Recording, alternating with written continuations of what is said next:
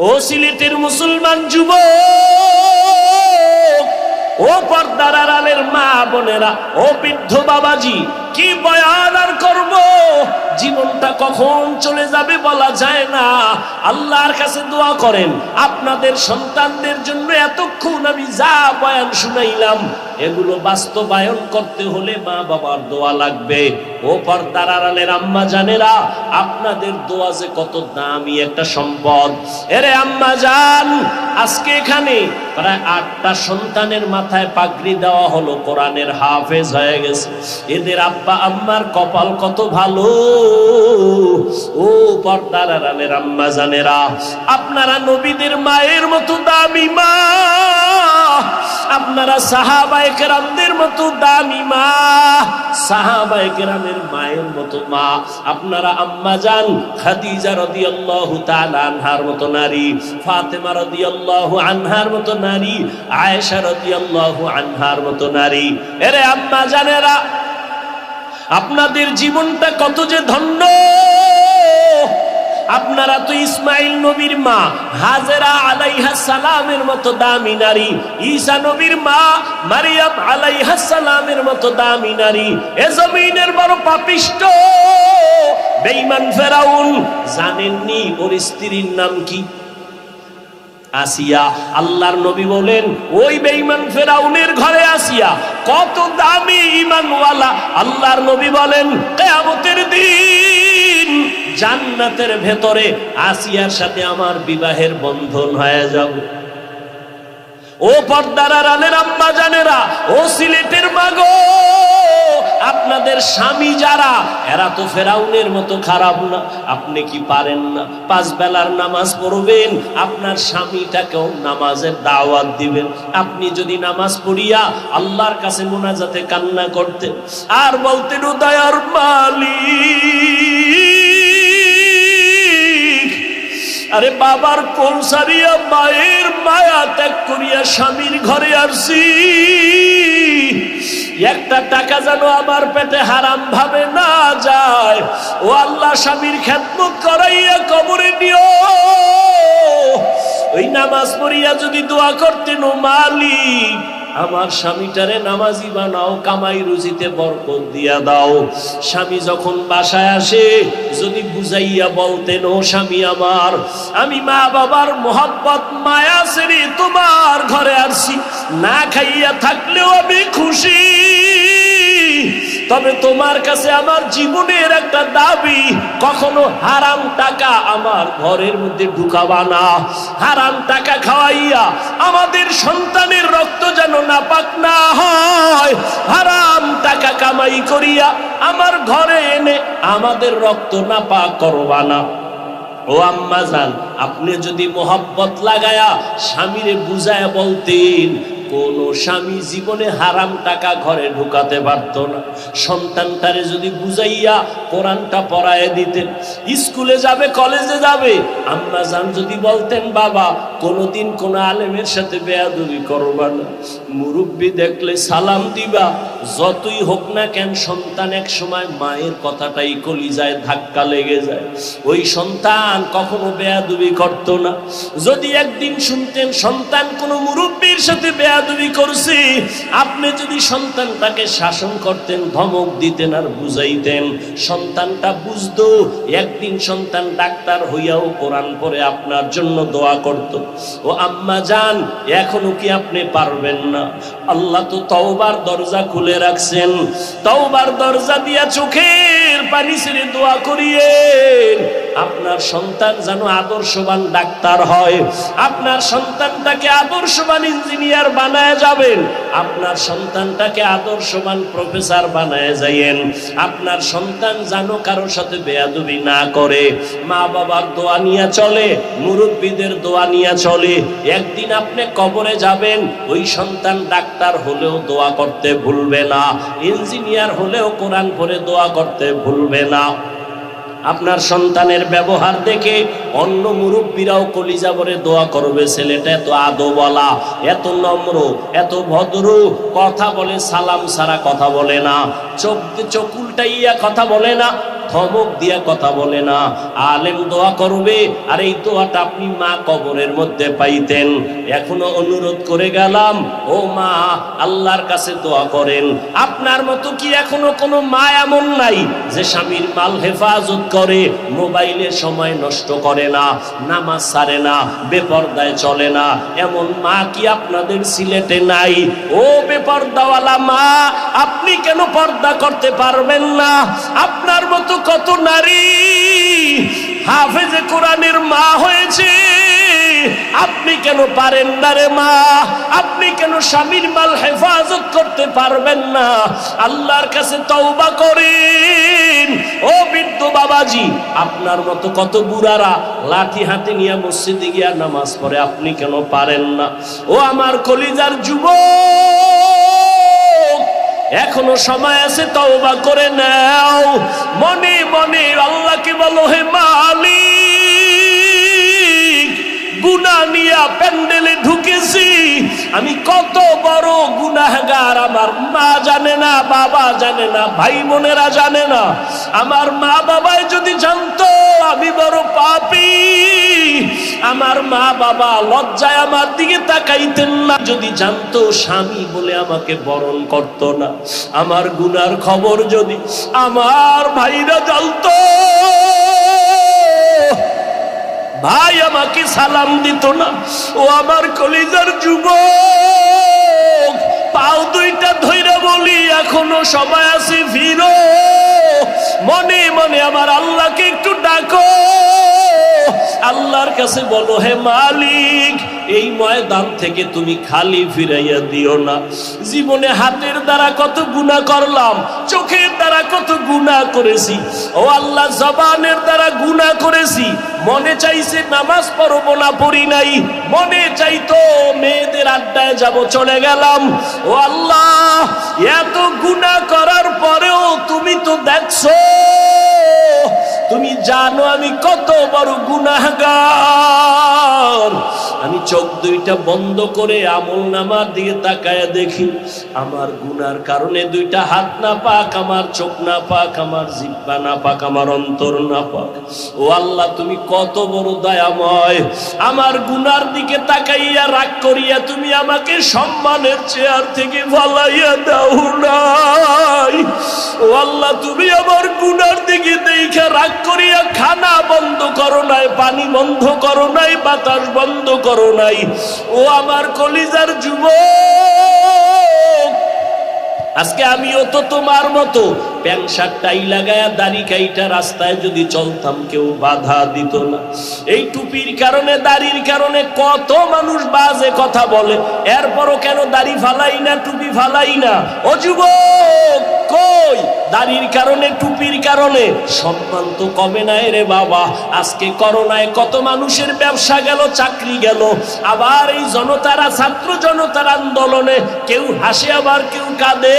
কিন্তু আমরা টুপিওয়ালারা যতই খারাপ বলো, সম্মান থেকে আল্লাহ ফালায় দেয় নাই। সব বিধর্মীরা দেখলেও মাথা নত করে, মাথায় কাপড় টেনে দেয়।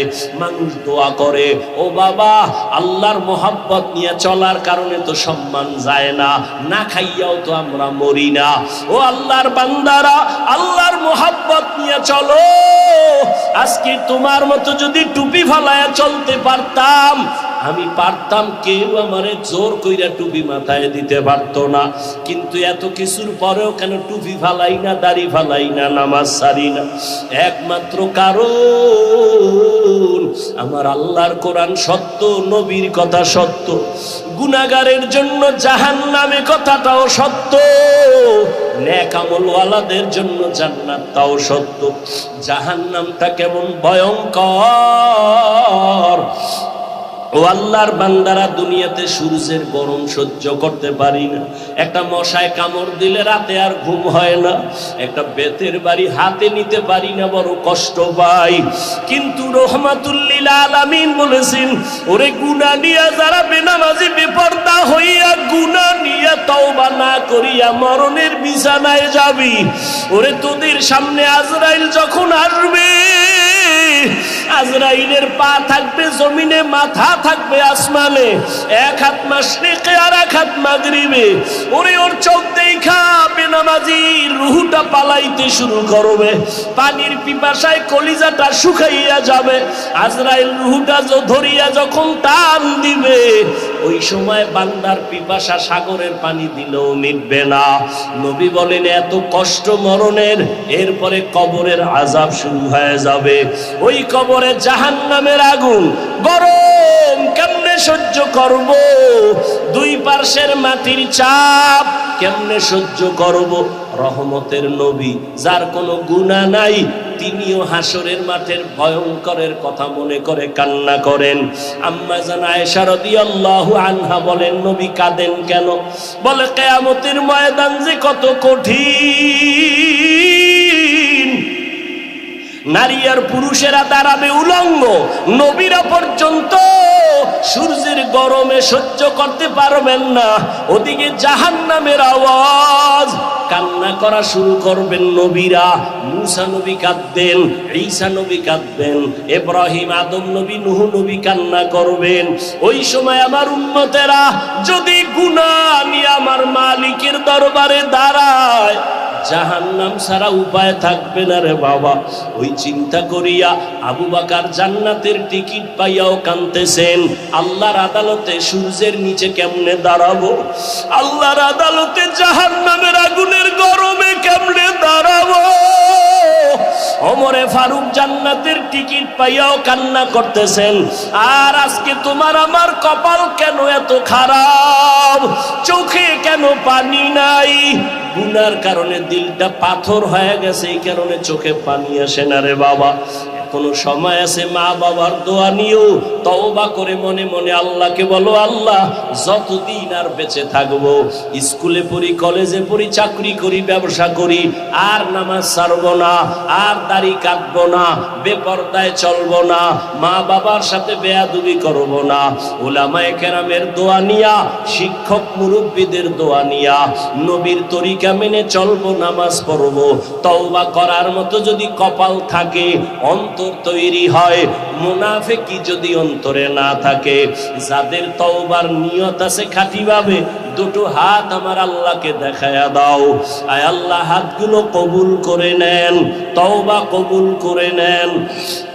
আয় আল্লাহ, তওবার উপরে মরণ পর্যন্ত চলার মতো আমাদের তৌফিক দান করেন, আমিন।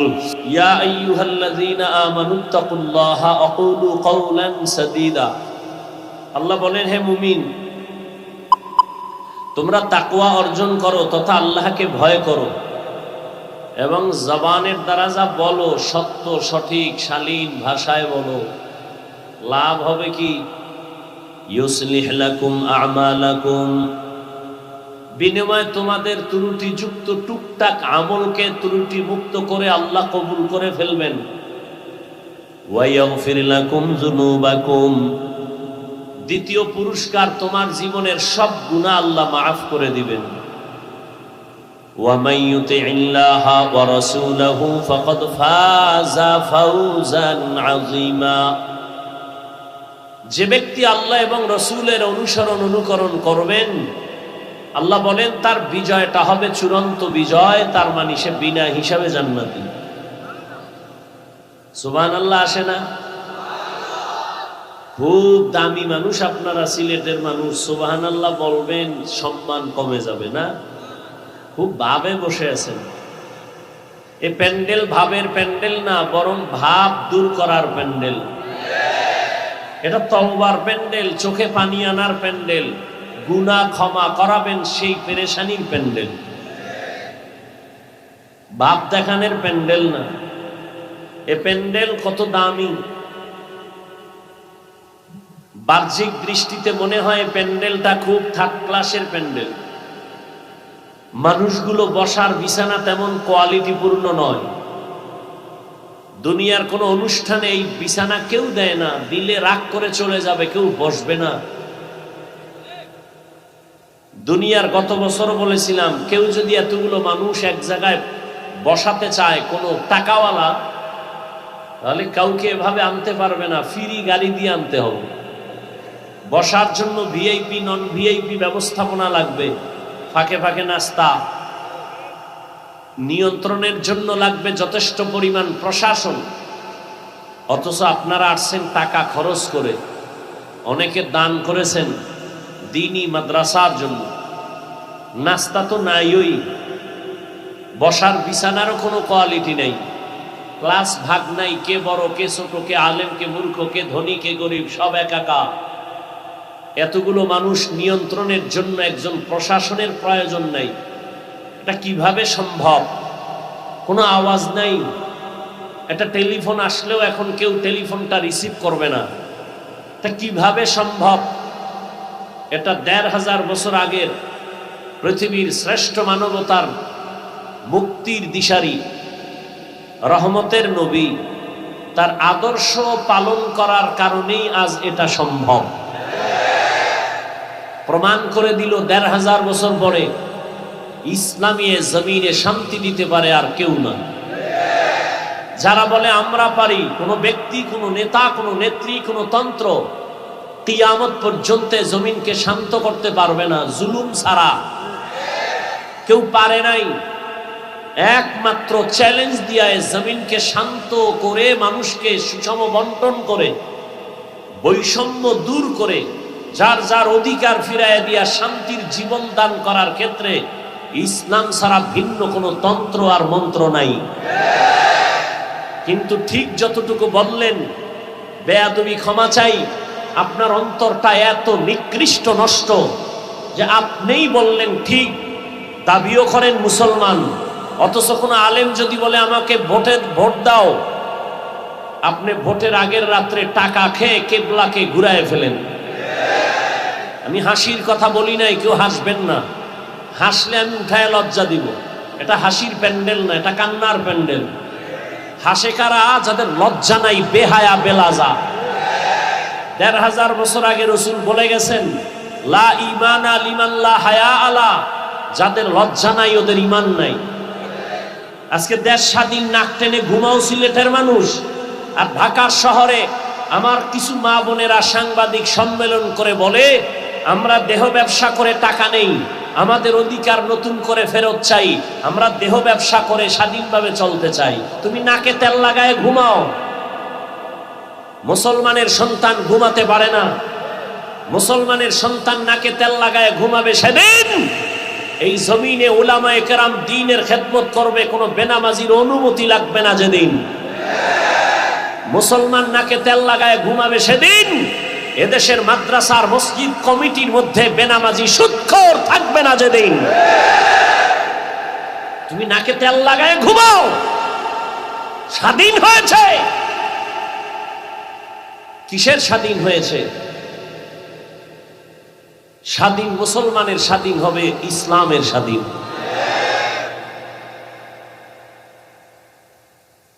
আল্লাহ সবাইকে বুঝার তৌফিক দান করেন।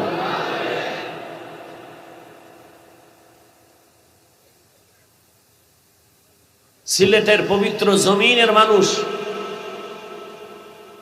হেদায়াতের নিয়ত করেন, তো আল্লাহ পাক রব্বুল আলামিন বলেন, ও মুমিন, তোমরা তাকওয়া অর্জন করো, জবানকে কন্ট্রোল করো। যদি করো তো দুইটা পুরস্কার, এক জীবনের আমল কবুল, দুই জীবনের সব গুনাহ মাফ। আর যে আল্লাহ এবং রসুলের অনুসরণ করবেন তার বিজয় চূড়ান্ত বিজয়। নবীজি বলেন, ও উম্মত, দুই জিনিস হেফাজতের জিম্মাদারি যদি নাও, আমি মুহাম্মদ তোমাদের জান্নাতে নেওয়ার জিম্মা নিব। বয়ান অনেক হয়েছে আলহামদুলিল্লাহ, আর আপনারাও কম জানেন না। না জানলে হুজুরদের ভুল ধরেন কেমনে? অনেক কিছু জানেন, বাহাদুরিও করেন যে আমরা হুজুরদের থেকে কি কম জানি। আকাম কইরা ধরা খাইলে কয় না জেনে করেছে। আল্লাহ হেদায়াত দান করুন। নবীজি বলেন, দুই জিনিস হেফাজতের জিম্মা যদি নেও, আমি জান্নাতে নেওয়ার তাকে জিম্মা নিব। কয় জিনিস? জবান খুলেন। এক হলো জবানের হেফাজত করো, দ্বিতীয় লজ্জাস্থানের হেফাজত করো। যদি করো, আমি রসুল ওয়াদাবদ্ধ, তোমাকে জান্নাতে নেওয়ার জিম্মা আমার। আয়াতেও জবান কন্ট্রোলের বয়ান, হাদিসেও জবান কন্ট্রোলের বয়ান। এর উপরে দু চারটা কথা বলবো আপনাদের আগ্রহের উপরে। উঠবেন তো আমি হাত উঠায় ফেলব, আর হাত উঠায় ফেললে কানলেও আর হায়াতে বাঁচাইলে আগামীতে আসবো কিনা তাও আল্লাহ জানেন, থাকবো কিনা জমিনে তাও আল্লাহ জানেন। গত বছর এখানে ওয়াজ হয়েছিল না? এবছরও চলতেছে, কিন্তু খবর নেন গত বছরের বহু আল্লাহর বান্দা জমিনে নাই, কোথায় চলে গেছে? ছাত্র জনতার আন্দোলনে কত তাজা প্রাণ চলে গেল, করোনায় কত প্রাণ চলে গেল, গাড়ির নিচে পানির নিচে প্রতিদিন লাশ আর লাশ। একটু চিন্তা করছেন কোনোদিন? কোনো চিন্তাই নেই। আরে নিশ্চিন্তে ঘোরাফেরা করবে পশু, কুত্তা শুয়ারের চিন্তা করার মেধা নাই।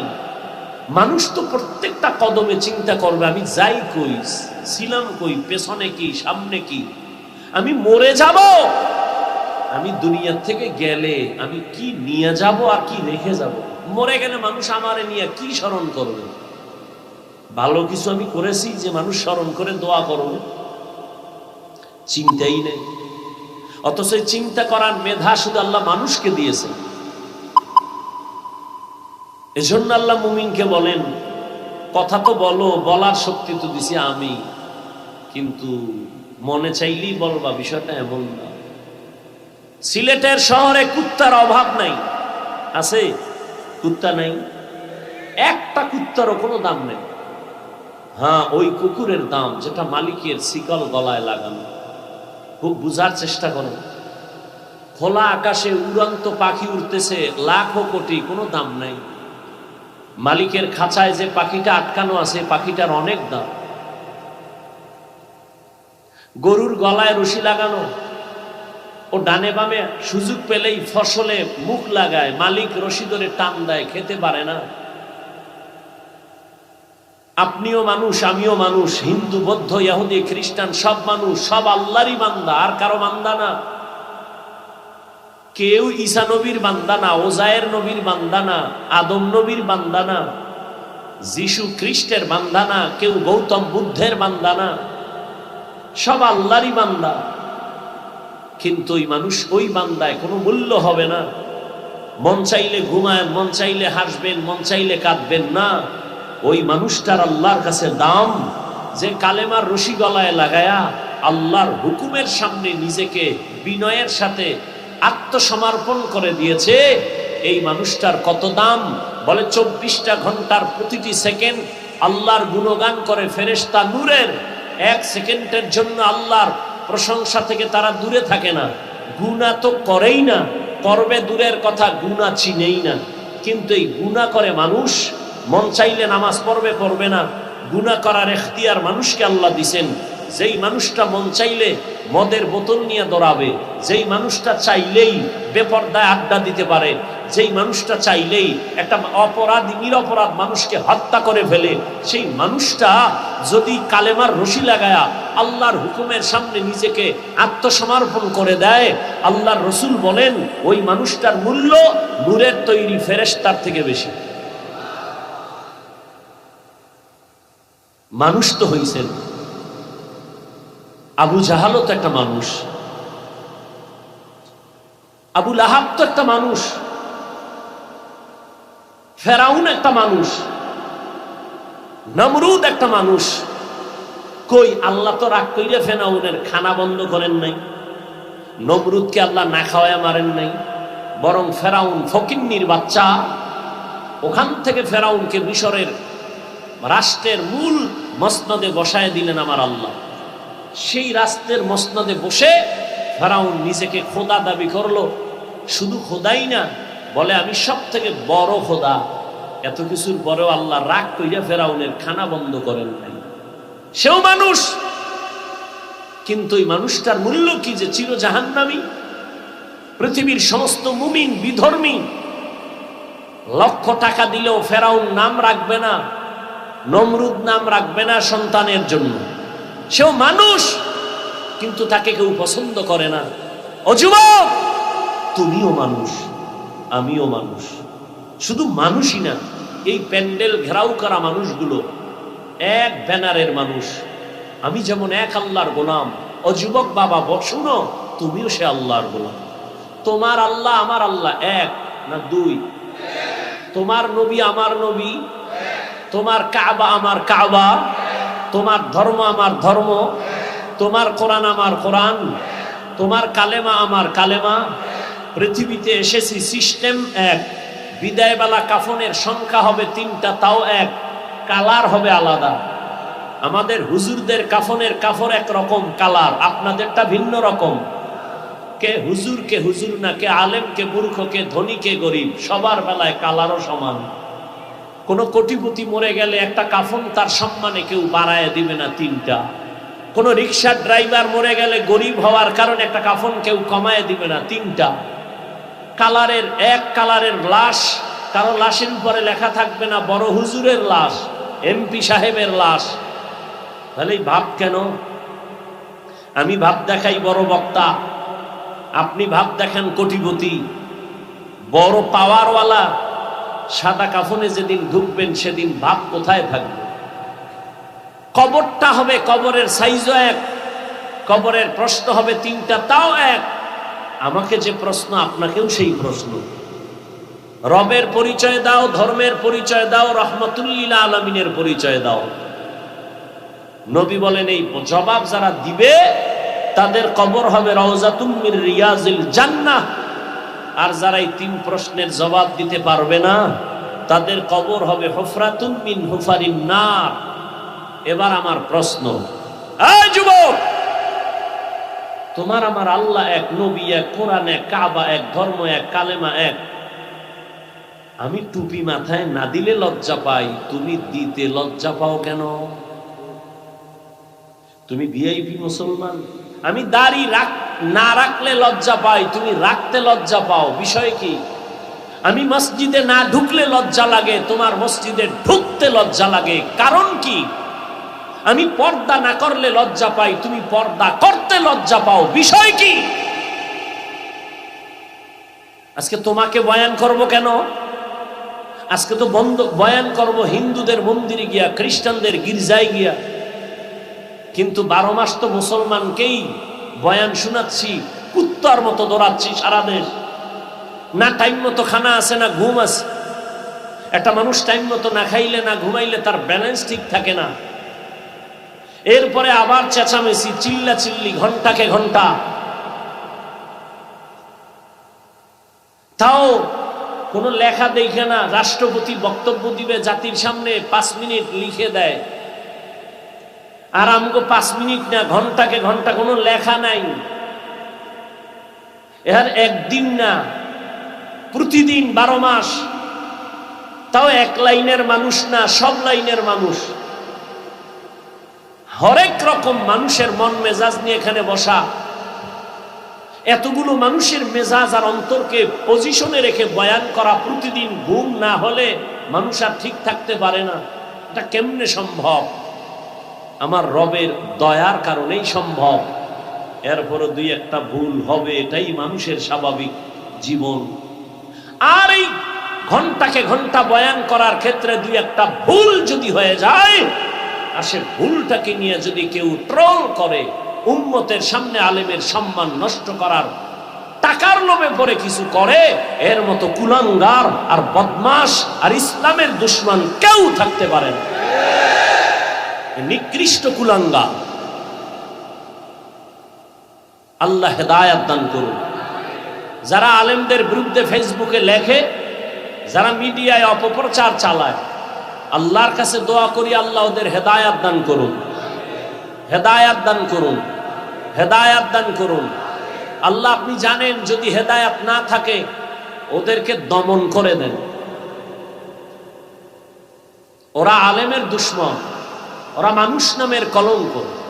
আজকে বাংলাদেশে যত ভেজাল দেখেন, একমাত্র কারণ আলেমদের সাথে বেয়াদবির ফলাফল।